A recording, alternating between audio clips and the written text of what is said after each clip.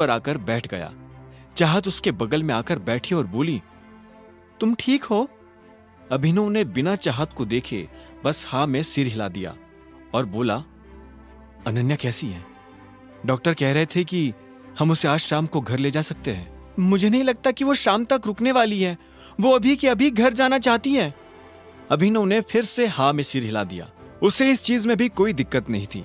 दोनों कुछ पल के लिए चुप रहे। आखिर में चाहत ने गहरी सांस ली और बोली, तुमने अनन्या को इस बारे में कुछ बताया क्यों नहीं? यह सुनते ही अभिनव को झटका लगा। उसने चाहत को देखा और बोला, किस बारे में? यही कि तुम उसकी जान बचाने के लिए इतने सारे गुंडों से एक साथ लड़ गए।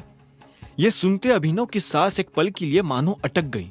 भले ही अनन्या अभिनव को लड़ते हुए नहीं देख पाई थी, लेकिन चाहत ने तो उसके एक एक वार को देखा था। अभिनव की हैरानी को शांत करने के लिए चाहत मुस्कुराई और बोली, तुम तो बड़े खतरनाक लड़ते हो यार। खैर, ऐसा नहीं था कि मैं पहली बार तुम्हें यह सब करते हुए देख रही थी, लेकिन डूड, कल वाली फाइट तो वाज लाइक टॉप नॉच। पर तुमने मेरे सवाल का जवाब नहीं दिया। तुमने अनन्या को यह सब बताया क्यों नहीं? उससे क्या फर्क पड़ जाएगा? अभिनव ने हताशा भरे सुर में कहा। इस पर चाहत ने कहा, क्यों फर्क नहीं पड़ेगा? बहुत फर्क पड़ेगा। अभिनव, ऐसा कुछ तो है जो तुम मुझे बताना नहीं चाहते हो। तुम मुझसे कुछ छुपा रहे हो क्या?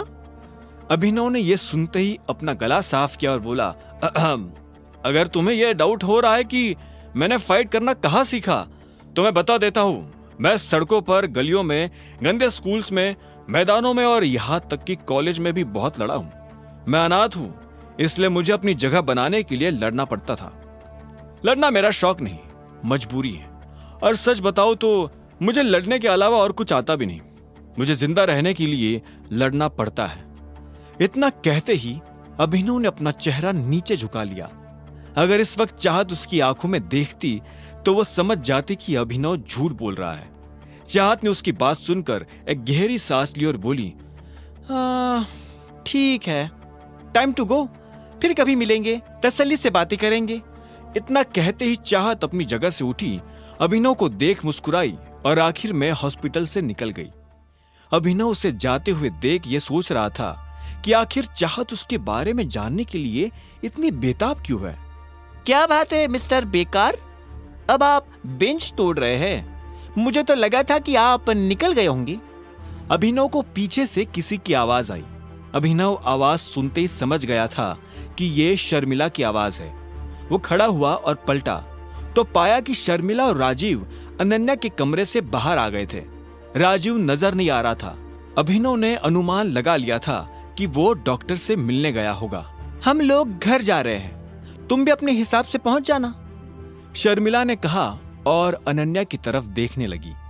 अनन्या भी गुस्से में अभिनव को घूरते हुए देख रही थी। आखिर में शर्मिला ने कहा, चलो। अभिनव अब उन्हें बाहर जाते हुए देख रहा था। उनके लिफ्ट में घुसते ही अभिनव ने गहरी सांस ली। वो इतना तो समझ गया था कि इन जैसे लोगों की नजर में आने के लिए उसे अपने खून की आखिरी बूंद भी खर्च करनी पड़ सकती है। तभी राजीव उसके पास आया और बोला, तुम यहां क्यों खड़े हो? और शर्मिला और अनन्या कहाँ है? वो दोनों निकल गए हैं। राजीव ने इसके आगे कुछ नहीं पूछा। इन तीनों के बीच क्या हुआ होगा, राजीव ये पहले ही समझ चुका था। उसने भी एक गहरी सांस ली और फिर अपनी जेब से गाड़ी की चाबी निकालकर अभिनव की तरफ बढ़ाते हुए कहा, यह अनन्या की गाड़ी की चाबी है, तुम उसे लेकर घर आ सकते हो। और इतना कहकर राजीव भी वहां से बाहर निकल गया। अभिनव देख पा रहा था कि उन तीनों में अगर कोई अभिनव का सबसे ज्यादा ध्यान रखता था तो वो राजीव था। अभिनव नीचे आया और अनन्या की गाड़ी में बैठ गया। तभी उसे याद आया कि वो इन सब चक्करों में नंदिता को फोन लगाना तो भूल ही गया था।